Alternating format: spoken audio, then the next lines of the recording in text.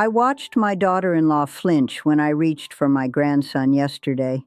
Just a small movement, barely noticeable, but I saw it. My name is Margaret. I'm 79 years old, and I've spent the last decade wondering why the people I love most started treating me like I'm invisible, or worse, like I'm something to be managed. It didn't happen all at once. That's what makes it so hard to pinpoint. There wasn't a single moment where I woke up and everyone had stopped listening. It was gradual, like watching the tide go out. You don't notice each wave pulling back, but suddenly you're standing on bare sand wondering where the water went. I grew up in a time when elders were consulted, when their opinions mattered in family decisions. My grandmother lived with us until she died at 86, and my father would ask her advice on everything from planting the garden to handling disputes with neighbors. But somewhere along the way, everything shifted. The first time I really noticed it, I was 68. We were having a family dinner at my son David's house, and they were discussing whether to send my granddaughter Emma to private school. I started to share my thoughts based on my years working in education, and David just smiled and said, "Thanks, Mom, but the landscape has really changed since your day." Since my day, like I'd been preserved in amber, like I hadn't read a newspaper or learned anything new since 1975. I bit my tongue that night, but the phrase haunted me. Since my day. As if my day had ended, as if I'd stopped observing the world the moment I retired. I went home and looked at myself in the mirror for a long time. When had I become a relic? When had my experience transformed from wisdom into obsolescence?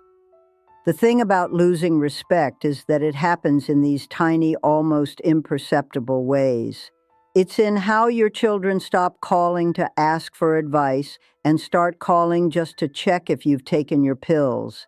It's in how conversations get redirected when you try to contribute, how your opinions get prefaced with, "Well, Mom grew up in a different time," before being gently dismissed. It's in how you slowly realize that people are humoring you rather than actually listening. I started paying closer attention after that dinner. I noticed that when I'd share a story from my teaching days, people's eyes would glaze over or they'd interrupt to change the subject. My daughter Sarah would pat my hand and say, "That's nice, Mom," in the same tone she used with her 5-year-old. During family discussions about politics or current events, I'd offer my perspective and be met with indulgent smiles, as if my viewpoint was quaint but irrelevant. The worst part was that they weren't being cruel. They loved me. They just didn't respect me anymore. I remember one particular evening at Sarah's house when they were discussing some controversy in the news. I mentioned that I'd seen similar situations play out before, that history had a way of repeating itself if you paid attention. Sarah's husband, Mark, actually laughed and said, "Well, things are different now, Margaret. The internet changed everything," as if the fundamental nature of human behavior had been rewired by technology, as if greed and fear and hope and ambition hadn't been driving people's choices since the beginning of time. But I didn't argue. I just nodded and went quiet, and the conversation moved on without me. I spent months trying to figure out what I'd done wrong. Had I become too opinionated, too set in my ways? I started second-guessing everything I said, censoring myself before speaking. But that only made things worse because then I became quiet, and quiet old people are even easier to overlook. I'd sit at family gatherings and barely speak, and no one seemed to notice the change. No one asked why I'd gone silent. They probably thought I was just getting older, winding down, becoming less engaged with the world. They had no idea I was still fully present, still observing, still thinking, just no longer believing anyone wanted to hear it. The silence became my default. I remember my 70th birthday party, surrounded by children and grandchildren, and I must have spoken maybe 20 sentences the entire evening. Everyone was talking around me, about me, but rarely to me. They discussed my health with each other as if I wasn't sitting right there. They made plans for my future without asking what I wanted. At one point, David mentioned something about looking into assisted living options for down the road, and everyone nodded thoughtfully, and I just sat there with my piece of birthday cake, feeling like a problem to be solved rather than a person to be celebrated. The real revelation came last year at my granddaughter's college graduation party. I was sitting in a corner watching everyone mingle, and I overheard Sarah talking to her friend. "Mom's getting so difficult," she said. "She still thinks she knows everything, but she doesn't understand how the world works now. We just smile and nod. It's easier that way." I sat there with my plate of untouched cake, and something cracked open inside me. Difficult. I'd become difficult simply by existing with opinions. But more than that, I realized they'd made a decision about me without ever talking to me. They'd decided I was outdated, that my perspective no longer had value, and they'd all agreed to handle me with kid gloves rather than treat me like the person I still was. That night, I went home and did something I hadn't done in years. I got angry, really angry.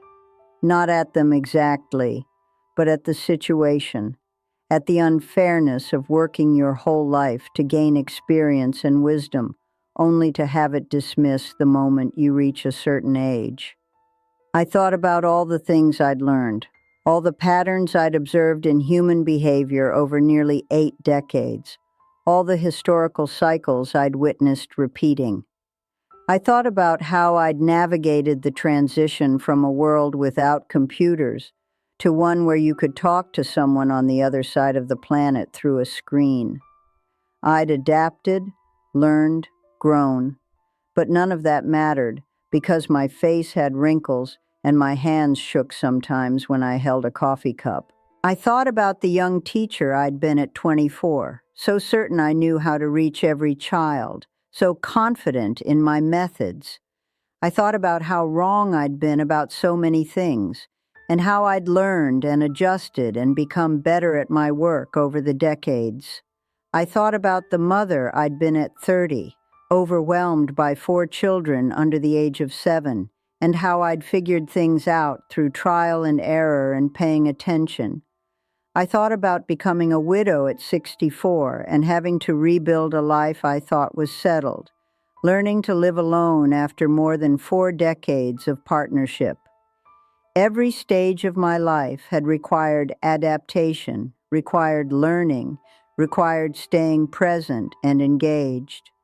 But somehow my children had decided that process stopped at some arbitrary point, that I'd frozen in time and stopped evolving. I started to understand that the loss of respect wasn't really about me at all. It was about fear. People look at the elderly and see their own future mortality staring back at them. They see diminishment, loss of capability, the end of relevance. And rather than confront that fear, they create distance. They categorize us as other, as already gone in some fundamental way, so they don't have to face what's coming for them too.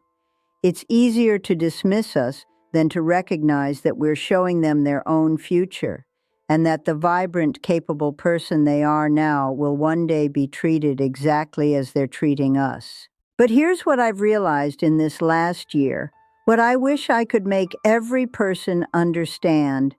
You lose respect not because you've done something wrong, but because you've allowed yourself to become invisible. And I'm as guilty as anyone. I stopped asserting myself. I stopped insisting on being heard. When they interrupted me, I let them. When they dismissed my opinions, I stayed quiet. When they made decisions about my life without consulting me, I went along with it to keep the peace. I taught them how to treat me through my silence. I think about a moment 5 years ago when Sarah was redecorating my living room without asking me. She just showed up one Saturday with paint samples and new curtains, talking about how the house needed updating, how it still looked like it did when Dad was alive. And instead of telling her that I liked it that way, that those decorating choices were mine and they meant something to me, I just let her do it. I let her strip away pieces of my life and replace them with what she thought was better, and I smiled and thanked her because I didn't want to seem ungrateful or difficult. But that room never felt like mine again after that day. 3 months ago, I did something I should have done years earlier. I called a family meeting, not a casual dinner where important things get lost in the small talk, but an actual sit-down conversation. I told them everything. I told them about overhearing Sarah's comment, about feeling invisible, about the slow erosion of being taken seriously. I told them that I understood the world had changed, but that didn't mean I'd stopped changing with it. I told them that respect isn't something you lose when you turn 70. It's something that gets taken away, and I'd been complicit in letting it happen. I told them about specific moments that had hurt me. The time they planned a family vacation without asking if I even wanted to go, just assuming I'd be happy to tag along. The time David had my car serviced and told the mechanic to call him instead of me with any issues, as if I couldn't handle a conversation about brake pads. The time Sarah started managing my medications, even though my mind was perfectly clear and I'd been taking pills correctly for decades. Each small thing on its own seemed insignificant, maybe even kind, but together they formed a pattern of not trusting me to manage my own life. The silence after I finished was uncomfortable. David looked ashamed. Sarah cried. My youngest son, Tom, who I'd thought wasn't paying attention to any of this, said something that stuck with me. He said, "Mom, I think we forgot you were still in there. We started treating you like a grandmother role instead of like yourself." That phrase, "like a grandmother role," explained everything. I'd become a function instead of a person. I was there to provide occasional child care, to be visited on holidays, to be the sweet old lady who baked cookies and didn't make waves. Somewhere along the way, my family had stopped seeing me as Margaret, the woman who'd lived a full, complex life, and started seeing me as Grandma, the two-dimensional character who existed only in relation to them. They'd reduced me to a role, and I'd accepted that reduction because I didn't know how to fight it. Sarah asked me that day why I'd never said anything before, why I'd let it go on so long, and I had to be honest with her. I told her I'd been afraid of being seen as bitter or angry, afraid of being labeled as one of those difficult old people who complains about everything, afraid of rocking the boat and losing what little connection I still had with them. So I'd stayed silent and let the respect drain away, thinking that being agreeable would at least keep me included. But all it did was make my exclusion more complete. Things haven't transformed overnight. Changing family dynamics that took years to establish doesn't happen with one conversation. But there have been shifts. Sarah now asks my opinion on her work challenges and actually listens to my response instead of just waiting for her turn to talk. David calls to discuss books we're both reading, engaging with my thoughts instead of just summarizing his own. Tom started bringing his girlfriend to have coffee with me alone, not as an obligation, but because he wanted her to actually know me, to understand who I was beyond the grandmother role. Just last week, they were discussing Emma's college choices, and this time they turned to me and asked what I thought. Really asked, waiting for my answer, considering it seriously. I shared my perspective about choosing a school that challenges you rather than one that just looks good on paper. And David said, "That's actually really helpful, Mom. I hadn't thought about it that way." It was a small thing, but it felt enormous. It felt like being seen again. But the biggest change has been in myself. I stopped waiting for permission to have opinions. I stopped softening everything I said with apologies and qualifiers. When I'm interrupted now, I gently but firmly say I wasn't finished speaking. When decisions are being made that affect me, I make it clear that I expect to be part of the conversation, not just informed of the outcome afterward.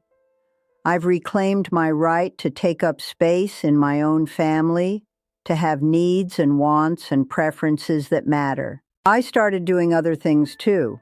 I joined a book club with women my own age, where my perspective is valued, and my opinions spark genuine discussion. I started writing letters to the editor of our local paper about issues I care about, and some of them have been published. I volunteered at the library again, not in some diminished capacity, but actually helping design their new literacy program. I reminded myself that I still have things to offer the world, that my value isn't determined by whether my children recognize it. I think about the moment when my daughter-in-law flinched yesterday, and I understand it differently now. It wasn't about me.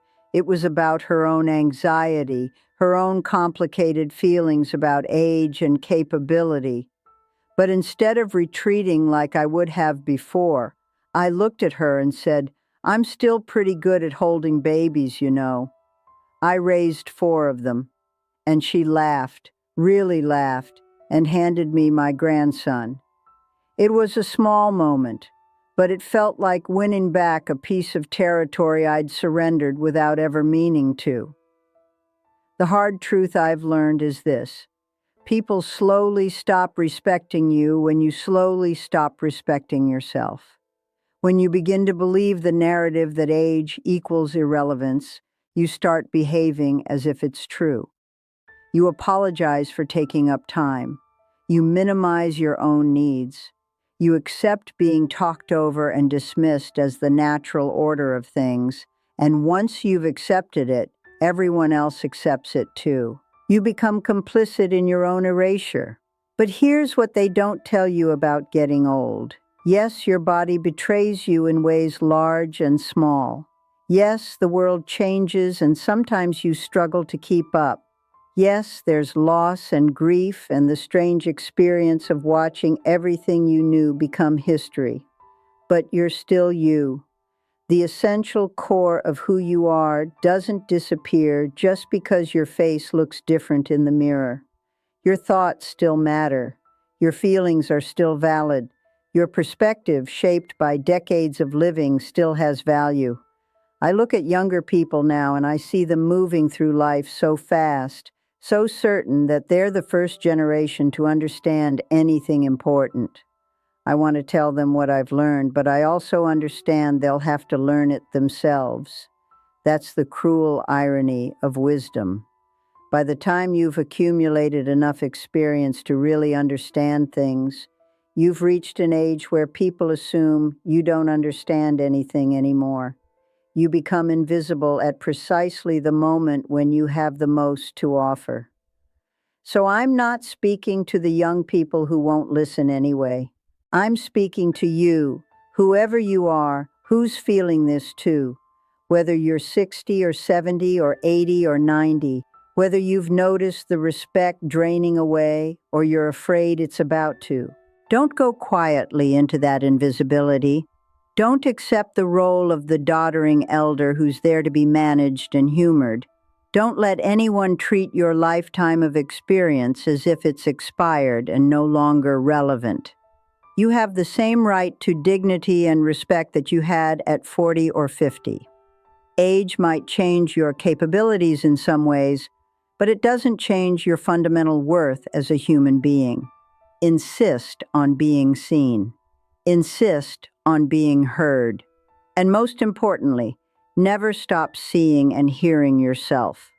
The moment you begin to believe you don't matter anymore is the moment everyone else will believe it too.